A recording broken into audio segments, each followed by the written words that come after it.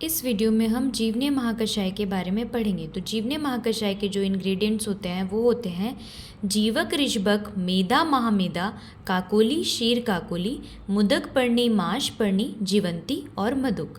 इस पूरे 10 इंग्रेडिएंट्स में 6 इंग्रेडिएंट तो अष्टवर्ग द्रव्यों के होते हैं और बाकी जो 4 बचे वो होते हैं मुदक पर्णी, माश पर्णी, जीवंती और मधुक। अब हम पढ़ते हैं इसके बाद में अष्टवर्ग के द्रव्य कौन कौन से होते हैं।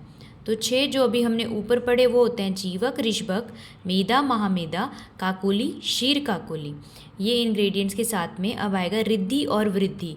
टोटल 8 अष्टवर्ग के द्रव्य हमारे कंप्लीट हो गए। उसके बाद हम पढ़ेंगे जीवनीय गण। ये जो हमने ऊपर पढ़ा वो था जीवनीय महाकषाय। जीवनीय गण जो होते हैं वो होते हैं ये 10 द्रव्य प्लस रिद्धि वृद्धि को अगर हम ऐड कर दें तो जीवनीय गण बनता है। अब भाव प्रकाश में कुछ चीज़ें बताई गई हैं कि प्रतिनिधि द्रव्य किस किस के क्या होते हैं। तो उसकी एक ट्रिक है विदारी, वरी, अश्ववराही। विदारी, वरी, अश्ववराही। और अब हम अष्टवर्ग के द्रव्य एक साथ में लिखेंगे जैसे कि जीवक, ऋषभक, मेदा, महामेदा, काकोली, शीर काकोली, रिद्धि और वृद्धि। अब इस ट्रिक में हम ऐसे बोलेंगे कि विदारी का जो प्रतिनिधि द्रव्य होते हैं जीवक, ऋषभक, वरी मीन्स शतावरी, उसका जो प्रतिनिधि द्रव्य होता है वो है मेदा और महामेदा, और अश्व से हम लेंगे अश्वगंधा, उसका प्रतिनिधि द्रव्य होता है काकोली, शीर काकोली, और वराही से हम लेंगे रिद्धि और वृद्धि। अब इसके आगे हम देखेंगे भृंगणीय महाकषाय। इसकी जो ट्रिक है वो है राजा भरद्वाज अश्व ऋषि लेकर भृंगण करने के लिए 3 पेयर लाए। अब राजा से हम डिकोड करने वाले हैं तो राजा से होगा राजशवक, भरद्वाज से होगा भरद्वाजी, अश्व से होगा अश्वगंधा, ऋषि से होगा ऋष्यगंधा। ये 4 इंग्रेडिएंट हो गए। अब हमने पढ़ा था आगे 3 पेयर लाए, तो 3 पेयर में जोड़े आएंगे। अभी आप देखो जैसे कि काकोली, शीर काकोली, काकोली काकोली आ रहा है इसमें, तो ये एक पेयर हो गया। फिर दूसरा पेयर है वाट्यायनी भद्रोदनी, वाट्यायनी भद्रोदनी। फिर है शीर विदारी और पयस्या, शीर विदारी और पयस्या।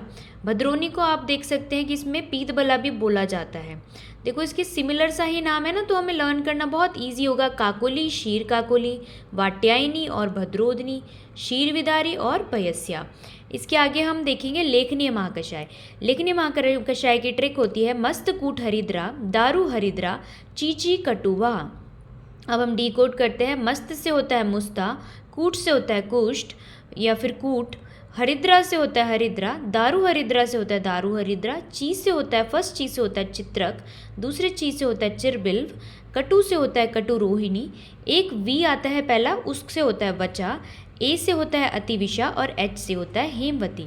अब हम देख सकते हैं इसमें कि कटु रोहिणी को कुटकी भी बोला जाता है, और वचा के यहाँ पर 2 भेद बताए हैं, जिसमें से हेमवती एक वाइट कलर की जो वचा होती है उसमें बोला गया और एक नॉर्मल वचा होती है। ठीक है, तो जो हमने यहाँ पर पढ़ा है कि हेमवती, ये भी एक वचा के टाइप में ही आता है। ठीक है, अब हमने देखना है संधानीय महाकषाय। संधानीय महाकषाय की कोई ट्रिक तो नहीं है, लेकिन इसको ऐसे ही लर्न करना पड़ेगा हमें। देखो मधुक, मधुक पर्णी, मतलब स्टार्टिंग में जिसमें मधु मधु वाला आ रहा है वो संधानीय वाली हो गई ट्रिक, वो वाली मतलब संधानीय वाला महाकषाय होगा। मधुक, मधुक पर्णी। फिर आएगा प्रश्नपर्णी, अंबष्ठका समंगा, प्रश्नपर्णी, अंबष्ठका समंगा। अंबष्ठा होता है पाठा, समंगा मूच रस धातकी, कौन सा आया मूच रस और धातकी। लौद्र, प्रियंगु, कटफलनानी। देखो लौद्र, प्रियंगु और कटफल, कटफल बोलते हैं कायफल को। अंबष्टक ही होती है जो वो होता है पाठा, समंगा बोलते हैं मंजिष्ठ को, और मधुक पर्णी में यहाँ पर होता है गिलोय। देखो अभी मैंने ये सब चीज़ें नीचे भी लिखी है, आप देख लो। मधुक पर्णी हो गया हमारा गिलोय, मधुक होता है मुलेठी, जो ये आया मधुक, ये मुलेठी के लिए बोला गया है, और अंबष्ट की जो होता है वो पाठा हमने ऊपर पढ़ा था, समंगा हमने पढ़ लिया है, मंजिष्ठों को बोलते हैं। कटफल, कटफलनानी जो ऊपर था वो कायफल को बोलते हैं, और मोच रस से हम लेंगे शाल्मली के निर्यास को।